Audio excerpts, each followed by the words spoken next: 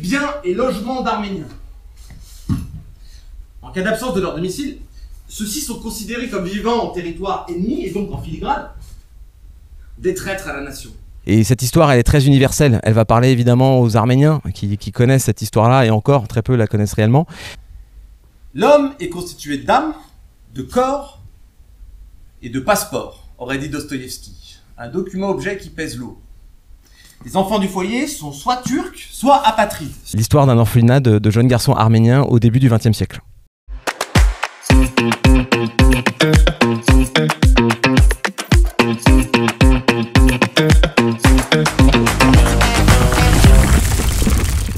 Le monde est tellement instable. Peu importe où nous irons, il y aura des risques. Fridem, dis, c'est vrai. Je manque d'optimisme. Car je vois les ravages causés par la guerre. La pauvreté présente partout.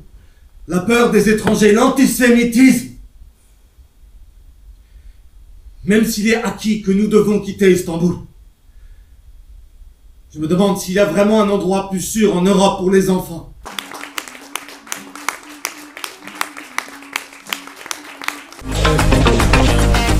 Je trouve que c'est extrêmement émouvant et je suis vraiment impressionnée parce qu'il joue une multitude de personnages. On est vraiment happé dans la petite histoire, dans cette grande histoire. Personnellement, je ne connaissais pas tout ce qui s'était passé après 1920 sans spoiler, mais voilà, je trouve ça magique, c'est hyper bien écrit, c'est intelligent et je conseille à tout le monde de venir le voir. Voilà, merci beaucoup. C'est un super spectacle qui retrace un peu toute l'histoire, enfin pas toute l'histoire, mais une grande partie de l'histoire de l'Arménie fin des années, début des années 1920, 1900 jusqu'à même les années 2000. C'était super, vraiment hyper enrichissant, un super travail d'historien limite. Gardez espoir et ne lâchez pas. De son côté, Noubar est en pleine introspection.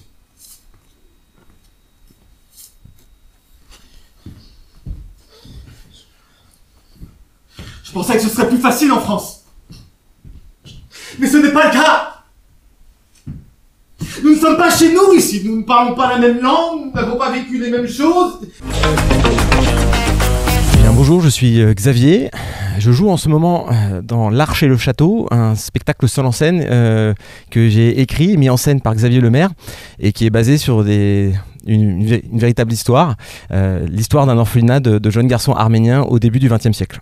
Et la législation va se révéler un outil efficace et lucratif. Une nouvelle loi permet à l'administration de récupérer biens et logements d'Arméniens. En cas d'absence de leur domicile, ceux-ci sont considérés comme vivant en territoire ennemi et donc en filigrane des traîtres à la nation. En d'autres termes, les Arméniens sont assignés à résidence dans leur propre pays. L'Arche et le Château, c'est une sorte d'épopée qui suit un orphelinat qui va devoir déménager de la Turquie, ex-empire ottoman du début du XXe siècle, à une destination inconnue qui va s'avérer être la France dans les années 20. Et ce qu'on suit à travers ce spectacle, c'est toutes les questions des personnes qui vont rendre ça possible, que ce soit en Turquie, en France, mais aussi aux États-Unis. C'est ça la spécificité de ce spectacle. Et moi, Xavier, j'incarne à la fois différents personnages et je suis le narrateur de cette histoire qu'on suit et j'en raconte pas plus. Et puis, il y a ces difficultés auxquelles nous n'avons pas pensé en arrivant. Trouver du matériel pour les travaux et surtout l'acheminer ici, sur des routes qui n'en sont pas. Attirer des ouvriers dans un lieu sans logement ni bistrot à proximité. Un vrai casse-tête.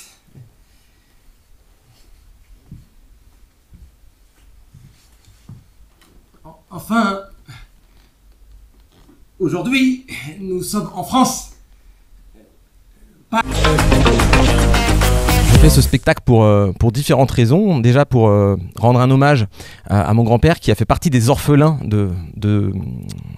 de cet endroit. Mais c'est pas l'histoire de mon grand-père, c'est l'histoire surtout d'un exil, de la difficulté de l'exil, de l'immigration pas choisie. Et globalement, c'est l'histoire de 99% des immigrés.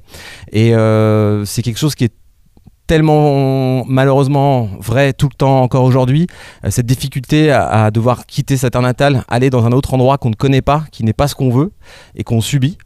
Et cette histoire, elle est très universelle. Elle va parler évidemment aux Arméniens qui connaissent cette histoire-là, et encore très peu la connaissent réellement. Mais surtout, c'est un message universel sur la difficulté de devoir quitter un endroit et pour trouver une autre terre d'accueil. C'est avant tout ça, ce spectacle. Battu, pas de chauffage, tout se fait dans la précipitation.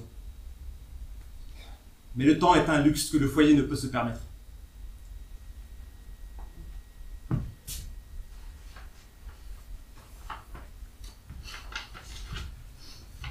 Au-delà du déchirement, de la symbolique, le voyage sera long, oui, mais sans surprise. On embarque 100 heures au port d'Istanbul, en route pour traverser la Méditerranée à bord du Lamartine. Alors oui, mon actualité c'est principalement l'Arche et le Château, parce que je vais la prolonger après le studio Héberto au Festival d'Avignon. Je serai au Théâtre Buffon à 14h50 cet été, le créneau est précis. Et aussi je travaille sur une autre pièce avec d'autres comédiens, donc là juste en tant que comédien, mais ça genre, je peux pas en dire trop, ce sera bientôt. Et voilà, ça c'est mon actualité très très chaude, c'est la plus importante, c'est celle que je suis absolument. Donc cette fin de réponse est pas très pertinente, mais vous pourrez garder le début. Qu'est-ce que j'ai pas dit ? Ah putain, ouais, Insta, vraiment. Attends, je peux dire quand même. Et donc vous pouvez me suivre sur Insta, Xavier Cutalian, tout simplement, qui est Cutalian avec un K. Voilà, tout simplement. À très bientôt. Hitch, ça vous intéresse? Bon, Hitch. Mes parents sont venus pour échapper aux milices d'Abdulhamid.